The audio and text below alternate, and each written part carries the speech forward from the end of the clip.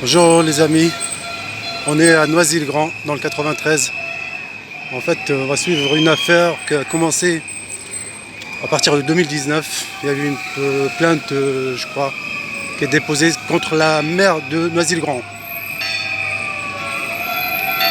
Et là, apparemment, le 12 septembre 2023, il y a eu une perquisition.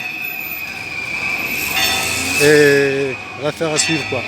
Il y a l'opposition qui manifeste ici contre la maire de Noisy-le-Grand. On va voir.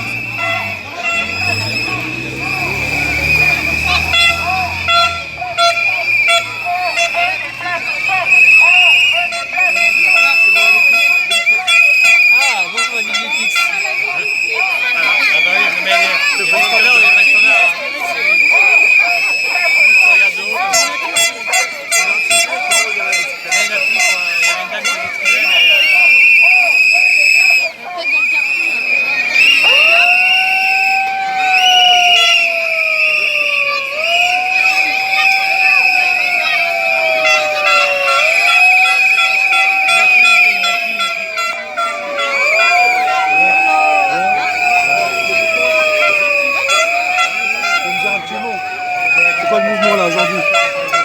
Vaut mieux que tu interroges quelqu'un de la FCPA. Ouais. C'est quoi le... Bonjour. Bonjour.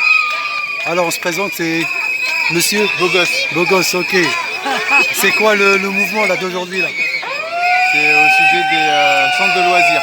En fait, ils ont changé la gestion, le mode d'organisation et du coup, il n'y a pas assez de place pour les enfants.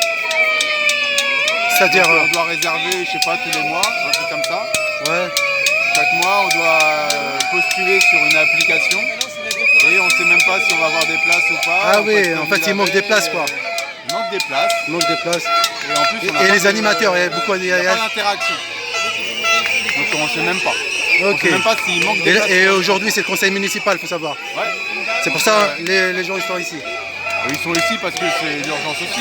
Ouais. Conseil municipal ou pas. Ça n'a rien à voir avec l'affaire de Marcini, Non. l'acquisition et tout, non? Ça n'a rien à voir. Non, on est au Ou courant, c'est mais l'occasion, non, je sais ça n'a pas rien à moi. voir. Ça peut lier quoi l'affaire, mais je sais pas moi. J'en sais rien. Ah oui. Ok, l'affaire à suivre quoi. Merci.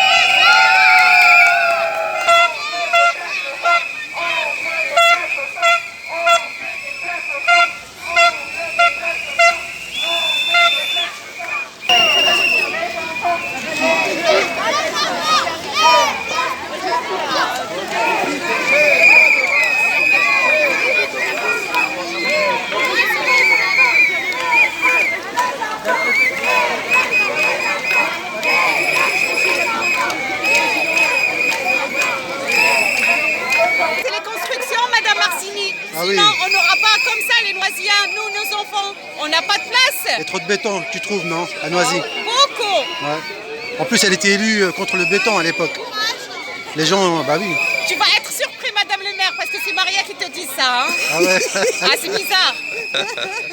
Trop de béton. En plus, l'affaire de lui lumière, le bois lumière, apparemment, ça à suivre l'affaire quoi.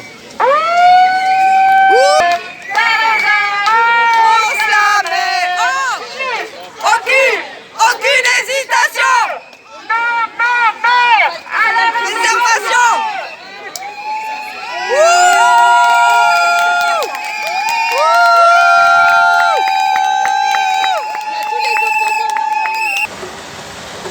On va rentrer dans le conseil municipal.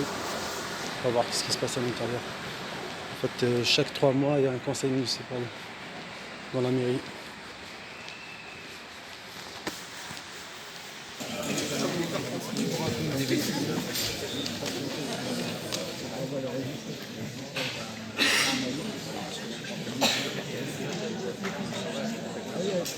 Ah ouais. Non, le propriétaire est pas connu, hein. Le détective des enfants. Rapidement.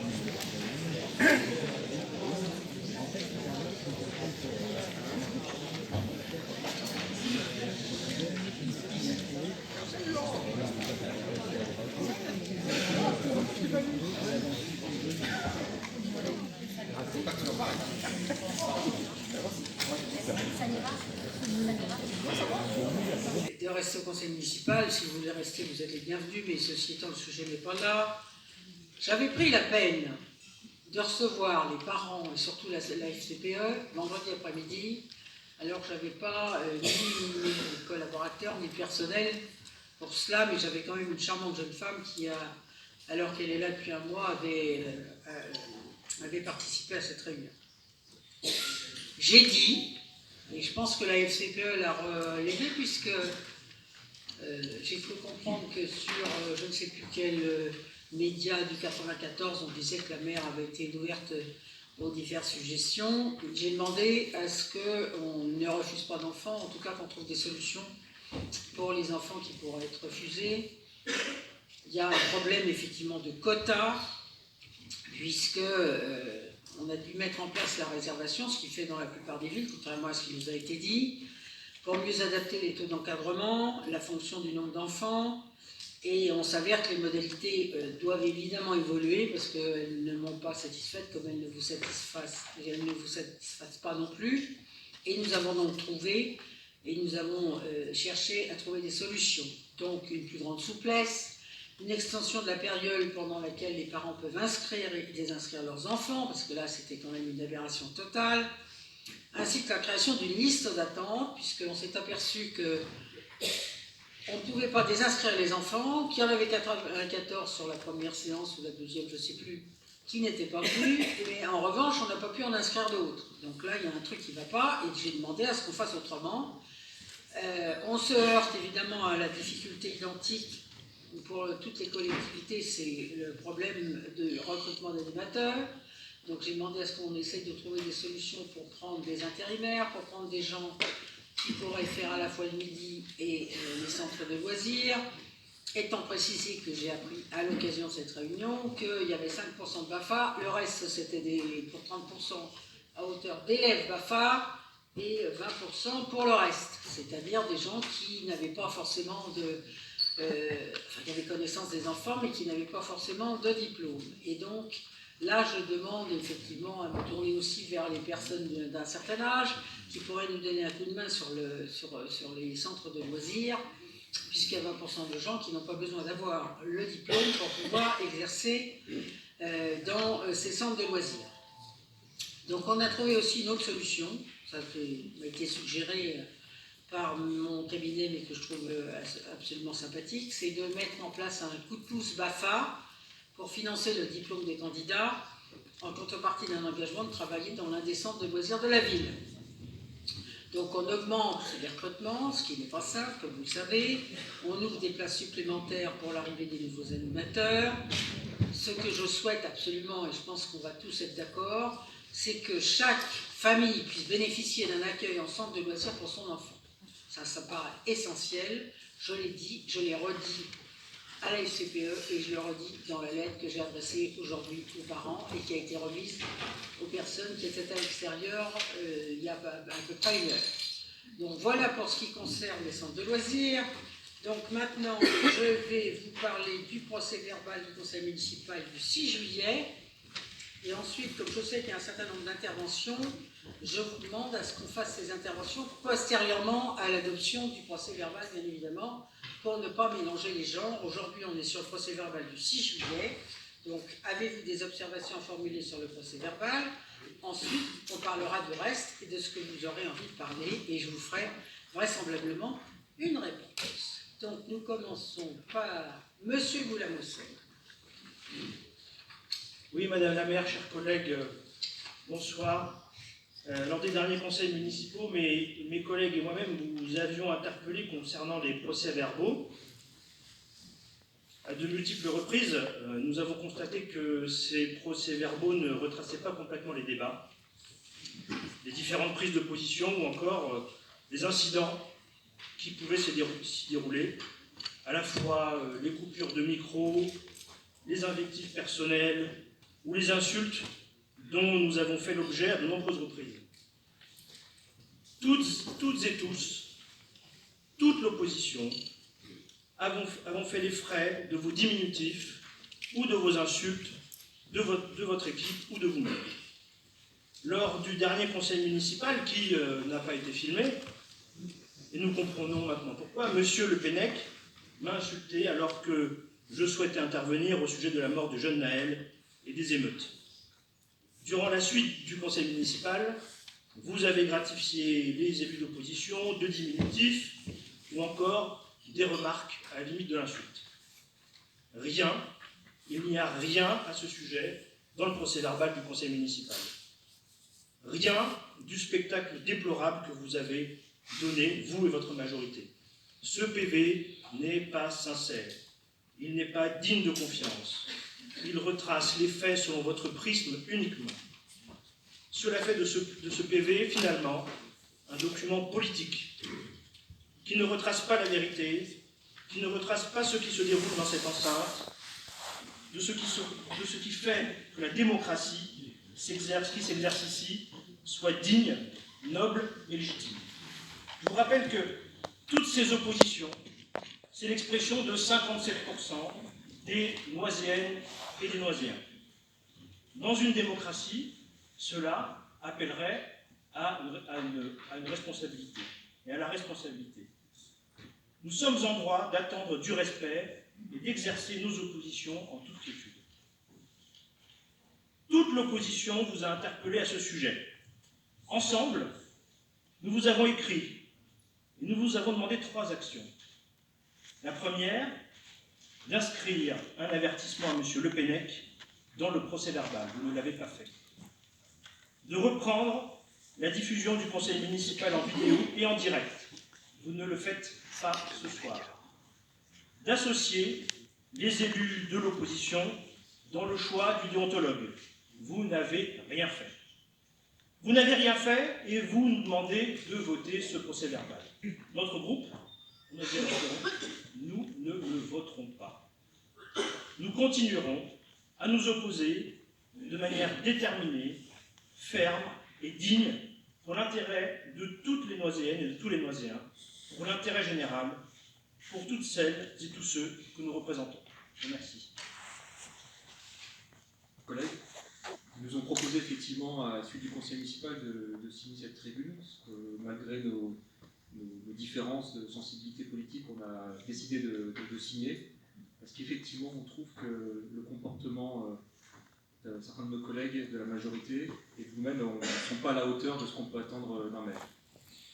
Pas la première fois que ça se produit, et on aimerait bien que vous entendiez le message et que pour les prochains conseils municipaux, y compris celui-ci, vous vous apaisiez et que même si on peut avoir des débats un peu rudes sur le fond, vous respectiez les personnes et vous parliez correctement aux élus de l'opposition. Je vais revenir sur un second sujet, c'est le fait de retransmettre en direct le conseil municipal. Je vais vous le dire, on ne comprend absolument pas cette décision. On s'est renseigné un petit peu avec nos contacts. Le coût pour la ville pour retransmettre le conseil municipal, c'est quelques milliers d'euros, pardon. C'est à peine 0,01% du budget de la ville pour assurer un tant soit peu de démocratie et permettre aux citoyens de connaître les positions de leurs élus, qu'ils soient de la majorité ou de l'opposition. Votre décision d'arrêter la retransmission pour des raisons budgétaires qui ne sont pas justifiées est une honte à la démocratie. C'est aussi revenir sur les promesses que vous aviez faites de plus de transparence et de retransmettre en direct ces conseils municipaux. Donc on vous demande correctement mais fermement de revenir sur votre décision et de retransmettre les conseils municipaux. Dans l'attente, nous, on les retransmettra sur notre page, mais on préférait que que la ville le fasse d'elle-même. Je vous remercie. Et, retenu pour l'instant, Poyot, Martins et Piroli, qui est remplacé par... Donc il faut que tu votes deux fois. Ah oui, c'est le pouvoir.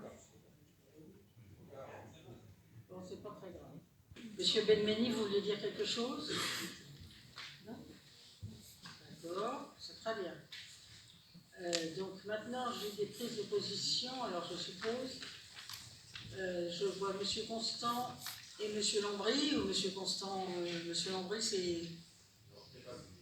Bon, d'accord. Monsieur Constant, par contre, je suppose qu'il veut intervenir. Oui, merci. J'ai demandé à faire une déclaration liminaire. Finalement, cela devient habituel dans ces séances du Conseil. Maintenant, régulièrement, presque à chaque séance, nous avons des gens qui expriment des protestations sur des sujets différents. Ce soir, c'est sur la question des centres de loisirs.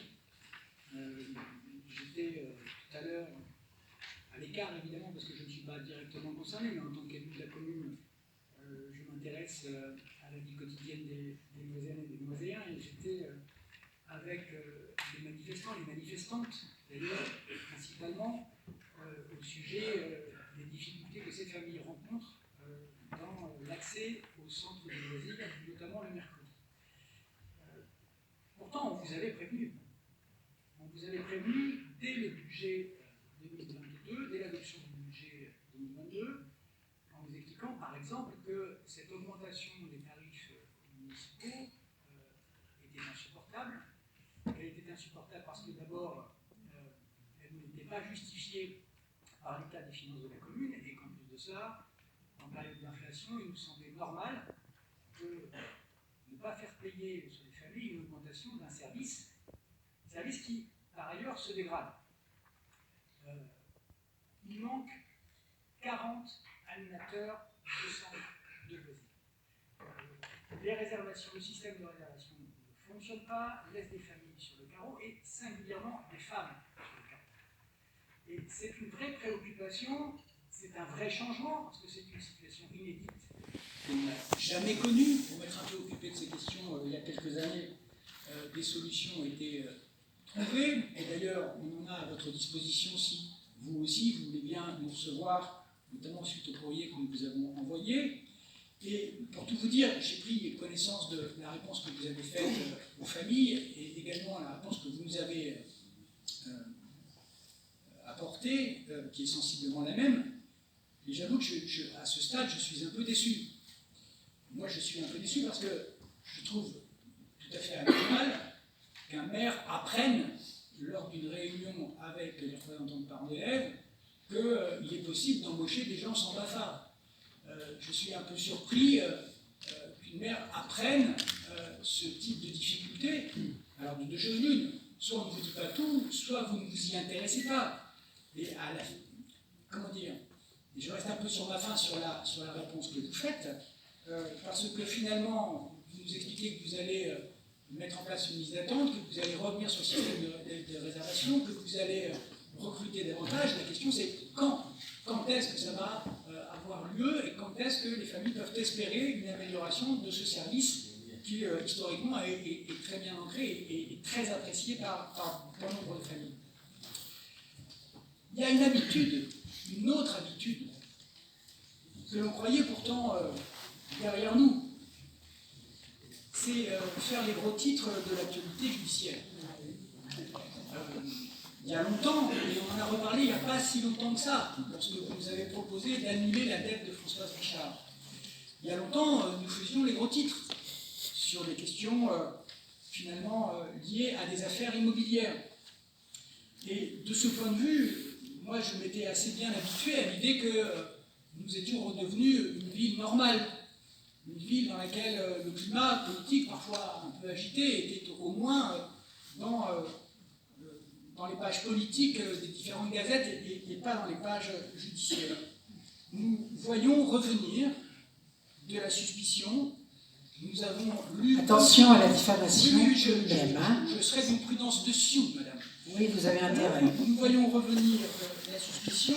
Nous avons appris les perquisitions, nous avons appris votre garde à vue, et dans le respect de la présomption d'innocence, nous vous avons, là aussi, l'opposition réunie, demandé un certain nombre d'explications. Vous avez l'occasion ce soir de nous donner des explications sur ce qui s'est passé, notamment dans la ville, de nous dire, le cas échéant, où nous en sommes, où vous en êtes, et nous souhaitions aussi vous dire que c'est une forme de tristesse. Ce soir, vous aurez, je vais vous expliquer pourquoi.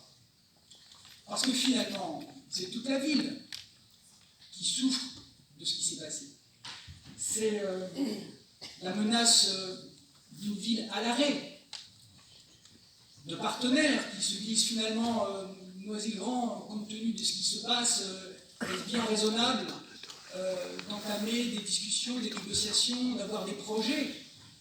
Et de ce point de vue, la faiblesse de l'ordre du jour de ce conseil municipal ce soir témoigne du fait qu'il ne se passe pas grand-chose. Alors, je vous redis, madame, que dans l'intérêt de la commune,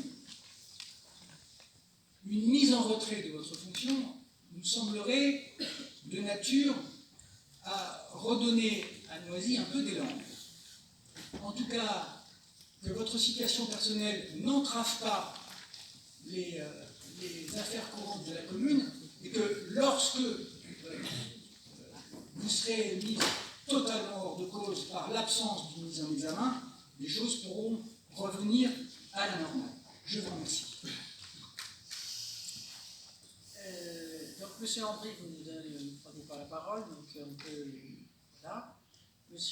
Monnier voulait prendre la parole, et ensuite M. Zrier. On voulait prendre la parole en deux fois, Stéphanie Richard pour parler du sujet des écoles, et moi pour le sujet. Je vous remercie. Je vous en prie. Donc, effectivement, je voulais également revenir sur les sujets, les événements qui ont été révélés par la presse. La démarche de notre groupe, ça ne va pas être de tirer sur l'ambulance ou de participer à une hystérisation du débat. On va également respecter la présomption d'innocence, évidemment. Mais cependant, ce qu'on veut vous dire par rapport à ça, c'est que on a un historique un petit peu particulier avec Stéphanie, c'est que nous on était partis en 2019, on avait quitté la majorité au bout de 3 ans. On avait décidé, c'était difficile de démissionner, car on estimait que les décisions prises sur l'urbanisme étaient prises de façon solitaire et dans l'opacité. On avait eu à l'époque des dizaines, plusieurs dizaines de réunions internes, de séminaires où on avait essayé de faire changer les choses à l'intérieur. On n'y était pas arrivé. Et on constate aujourd'hui que notre démission n'a rien changé non plus. Alors on laissera la justice établir les faits.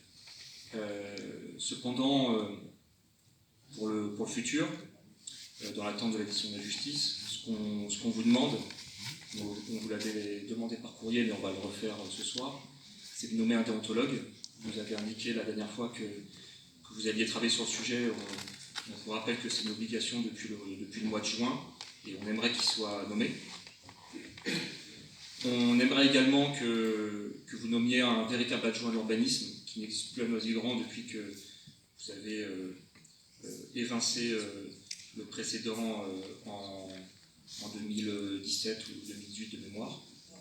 Vous avez un maire adjoint au foncier urbain qui vous soutient, mais pas de véritable adjoint à l'urbanisme.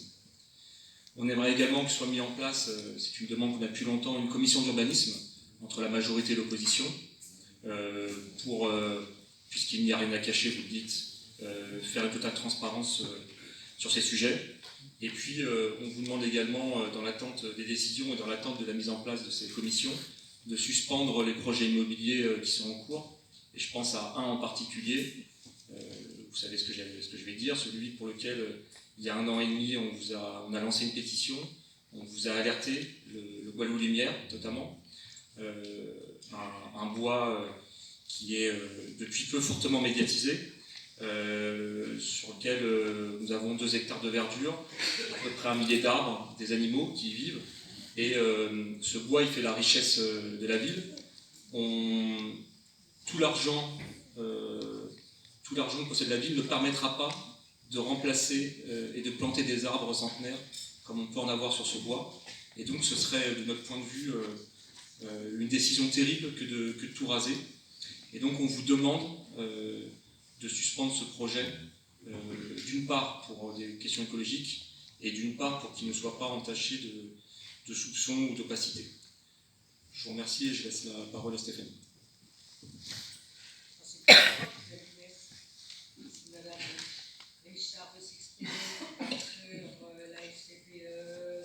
Je vous remercie, donc je prends le relais sur les problèmes des centres de loisirs actuellement. En effet, ça fait maintenant trois rentrées où il y a beaucoup de problèmes, et notamment sur les temps dits municipaux, à savoir l'an dernier c'était les pauses méridiennes, là ce sont les centres de loisirs les mercredis. Alors je ne vais pas reprendre tous les éléments que M. Constant a déjà cités, mais en effet vous avez en plus voté une augmentation des tarifs aux familles. Derrière toute augmentation, on s'attend normalement à une amélioration de service, or ce n'est pas ce qui se passe. On ne voit pas forcément l'investissement dans les travaux de rénovation énergétique, on ne voit pas l'investissement dans une amélioration de l'accueil, on ne voit pas d'investissement sur les équipements publics. Vous faites construire sur tous les quartiers, c'est bien, mais sans équipement derrière qui puisse assurer les services et sans les ressources humaines qui puissent permettre à toutes les familles d'avoir la même qualité de vie qui existait pendant un certain temps. Si la population augmente, il faut que les services, les offres de services augmentent derrière. Or, ce n'est pas le cas. Je voudrais, si je peux me permettre, alors, vous avez mis dans le courrier aussi adressé aux familles que vous étiez prête à entendre leurs propositions. Je réitère quand même une demande qu'on a dû faire au moins 3 fois, qui était celle de s'associer à vous autour d'une table ronde pour réfléchir à des solutions ensemble. Et je vous avouerai que j'ai l'impression d'être un peu comme avec les enfants, de répéter sans cesse la même chose à plusieurs reprises. Et d'ailleurs, la dernière fois, vous m'avez dit, eh bien écoutez, on va le faire. Ça doit faire 6 mois. Nous n'avons toujours ni date, ni proposition de rendez-vous de fait. Et je voudrais, par rapport à la petite introduction que vous avez faite sur les modalités à modifier les extensions, rajouter aussi de penser une solution pour les familles qui n'ont pas accès à ce mode d'inscription. Il y a des familles qui ne sont pas francophones, il y a des familles qui ne sont pas équipées pour pouvoir faire des réservations via un site ou... Et vous n'avez pas cité, en fait, dans les pistes de réflexion que vous aviez, l'aide pour ces familles-là. Voilà, donc je pense avoir dit ce que j'avais à dire sur le réseau scolaire. Il va être grand temps qu'on réfléchisse vraiment à des solutions, parce que pendant ce temps-là, les familles ont un stress supplémentaire. Je vous rappelle qu'elles aussi sont victimes de la crise économique que nous sommes en train de traverser. Je pense qu'elles n'ont pas besoin d'avoir des problématiques supplémentaires qui les empêchent d'aller travailler et de faire garder leurs enfants en toute sérénité. Merci, monsieur Brienne. Merci Madame le maire. Je pense que vous l'aurez remarqué, notre groupe a été le seul à ne pas intervenir. On a choisi de ne pas communiquer sur les suites de votre perquisition pour plusieurs raisons. La première, nous sommes respectueux de la justice française et des principes qu'elle intègre. La présomption d'innocence. À notre connaissance, vous n'avez toujours pas été mis en examen et nous ne sommes ni juges ni policiers. Ce que nous espérons, c'est que ces événements vous auront fait réfléchir que parfois une arrestation ne veut pas forcément dire être coupable. Au même titre que ces jeunes de quartier, parfois pointés du doigt et catégorisés trop hâtivement.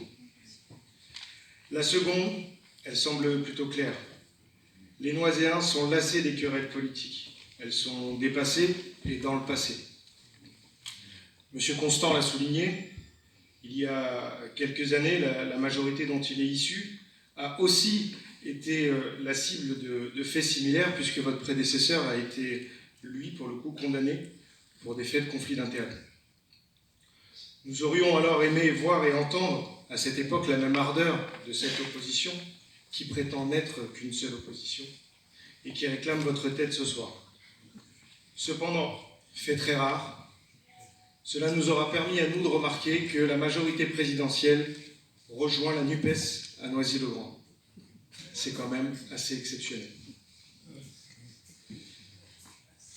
Les Noiséens espèrent vivement de leur côté l'amélioration de leur quotidien. Cette assemblée est faite pour débattre et non pour se battre. Elle doit être force de proposition et non de contestation. Et ce que nous, engagés pour Noisy, nous tentons de faire depuis le début de votre deuxième mandat, je suis sûr que vous ne direz pas le contraire, nous cherchons à être en permanence force de proposition. Les Noiséens veulent, il me semble, vous l'avez compris, avoir des places pour leurs enfants dans les centres de loisirs. Ils veulent que les écoles aient des toits qui ne fuient pas. Ils veulent des routes et des trottoirs propres et rénovés, des réponses à leurs emails et leurs courriers. Enfin, je pense, tout le monde l'aura compris, les Noiséens veulent qu'on s'intéresse à leur quotidien. Nous espérons vivement, je pense comme l'ensemble des élus de ce Conseil, que ce soir, nous travaillerons paisiblement et que nous discuterons du quotidien des Noiséens. Merci. Merci, monsieur Julien. Madame Clavaux, vous voulez dire quelque chose? Si, parce que ça. Donc, moi, je vais intervenir en tant que doyenne de ce micro. Restez assis, madame. Donc, en tant que doyenne de cette assemblée, je représente évidemment l'ensemble de mes collègues de la majorité. Et je suis contente de voir qu'on a parlé de présomption d'innocence.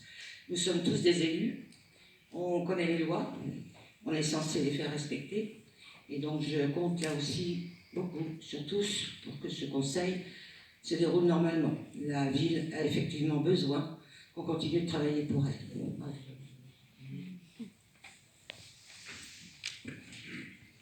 Je vais faire une petite réponse et puis ensuite on passera enfin à l'ordre du jour. Donc déjà, je voulais vous dire bonsoir à tous et merci à tous ceux qui m'ont envoyé des petits messages de sympathie et de soutien. J'en ai reçu énormément et ça m'a fait très plaisir. Et ce n'est pas uniquement les membres de la majorité, mais beaucoup de Noiséens qui ne font pas forcément de politique et qui ont toujours cru en mon intégrité, ce que je défends aujourd'hui. Il y a 3 ans, presque jour pour jour, je perdais mon compagnon depuis 20 ans du Covid et je ne m'en remets toujours pas.